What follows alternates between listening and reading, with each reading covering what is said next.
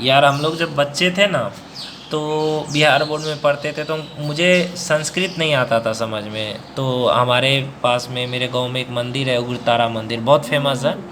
तो वहाँ पे किताब की दुकान थी, अभी भी है। तो वहाँ से हम लोग गाइड खरीदते थे 9th में संस्कृत के लिए। बाकी सब्जेक्ट तो हम लोग को ट्यूशन था, अच्छा खासा पढ़ लेते थे। तो चलो यार, अब तो आजकल बहुत सारे सुविधाएं हो गई है, मोबाइल हो गया है। तो 3 और 4 के बीच 6 परिमेय संख्या ज्ञात करो। ठीक है, तो 6 परिमेय संख्या ज्ञात करने कह रहा है, तो 6 जितने परिमेय संख्या ज्ञात करने बोले तो उसको 1 से जोड़ दोगे तो 7 हो जाएगा। ओके, अब ये 7 को कुछ नहीं करना है आपको, 3 को 7 से गुना कर दो, ठीक है, और नीचे भी, और 4 को भी 7 से गुना कर दो और नीचे भी कर दो। ठीक है, अब कितना आएगा, ये 7×3 = 21/7, और ये आ जाएगा 7×4 = 28/7। अब 21 से 28 के बीच में जो है 6 परिमेय संख्या निकल जाएगा, 22/7, 23/7, 24/7, 25/7, 26/7 और 27/7 निकल गया। तो ये है परिमेय संख्या निकालने का तरीका। आया समझ में? होप लोगों को समझ में आ गया होगा। अब एक और क्वेश्चन है जो और अच्छा लगेगा आपको, इसी टर्म में एक और क्वेश्चन है, वो ये है कि 3/5 और 4/5 के बीच 5 परिमेय संख्या 5 परिमेय संख्या क्या करना है, ज्ञात करें। गणित एक ऐसा विषय है, इसमें ना कोई प्रैक्टिकल का झंझट, ना ही किसी चीज़ का, और मज़ा भी आता है पढ़ने में गणित। 3/5 और 4/5 के बीच 5 परिमेय संख्या ज्ञात करना है। क्या करना है आपको, अब मैं बताता हूँ। यहाँ कितना है, 5 है, तो 5 को जोड़ लो 1 से, कितना आएगा, 6। ठीक है, अब 3/5 को ऊपर भी 6 से, नीचे भी 6 से, तो 6×3 = 18, 5×6 = 30। 4/5 को ऊपर भी 6 से, नीचे भी 6 से, तो 24/30।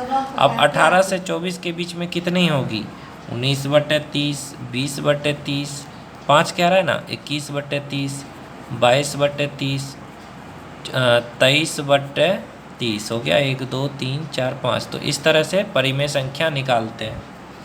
आई होप आप लोगों को समझ में आ गया होगा, आ गया होगा समझ में।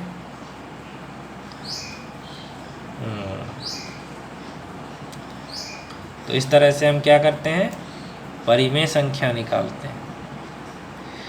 चलो एक और चीज़ मैं आज आपको सिखाऊंगा, वो है शांत दशमलव, अशांत दशमलव। वो क्या चीज़ होता है सर, वो भी सिखाते हैं। शांत और अशांत दशमलव सीखना बहुत ज़रूरी है।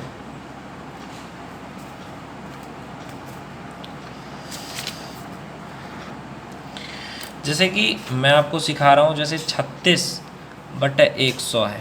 अब इसको कैसे बनाएंगे, ये चीज़ मैं आज आपको सिखाना चाहता हूँ। तो इसको बनाने के लिए कुछ नहीं करना है भाई। कितना जीरो है, 2 जीरो है, तो पहले 36 लिख लो, और 2 अंक के बाद यहाँ पे दशमलव लगा दो, है ना। अगर मैं आपको कहूँ 27/100, तो क्या लिखेंगे आप, पहले 27 लिख लो, 2 जीरो है, तो यहाँ पे दशमलव लगा दो। समझ में आया। तो ये इस तरह के दशमलव को कहते हैं शांत दशमलव। समझ में आया, शांत है। ऐसे एक सवाल और दे दूं मैं, 1/11। अब करो, कैसे करोगे, तो 11 को 1 से डिवाइड करना है आपको। कुछ लोग बोलेंगे भैया कैसे होगा ये 11 से, तो कैसे कर सकते हैं मेरे भाई। तो मैं बता रहा हूँ मेरे भाई, देखो 11 से तो कर नहीं सकते भाई। तो देखो यहाँ पे क्या करूँ मैं, 1 सेकेंड रुको। 11 से करना है 1 को, है ना। तो मैं यहाँ पे 1 से नहीं कर सकता, तो यहाँ पे मैं एक दशमलव दूंगा, ठीक है, तो भी नहीं हुआ। तो फिर मैं यहाँ पे एक जीरो दूंगा, यहाँ पे भी दूंगा, तो 11×9 = 99। फिर 1 आया, अगर मैं यहाँ जीरो दूंगा तो यहाँ भी 0 देना पड़ेगा मुझे। फिर यहाँ पे दशमलव तो दिया हुआ ही है, यहाँ पे अगर 2 जीरो में डाल दूँ तो फिर 11 नमा 99, फिर 1 आया तो दशमलव है तो 1 जीरो डाल सकते हैं, फिर दूसरा जीरो डालना है तो फिर जीरो यहाँ पे भी दो तो फिर 99। तो ऐसा करके चलते रहेगा। तो बार बार क्या आ रहा है 0.909, 0.909 रिपीट हो रहा है ना। देखो क्या चीज़ रिपीट हो रहा है, 0.09, 0909 ये सब रिपीट हो रहा है। तो यहाँ पे मैं कुछ नहीं करूँगा, यहाँ पे मैं लिखूँगा 0.090909 रिपीट हो रहा है तो इसके ऊपर ही बार लगा दूँगा। समझ में आया? तो यही करना है बस। एक सवाल और ले लो, अगर 2/11 है तब क्या करेंगे सर?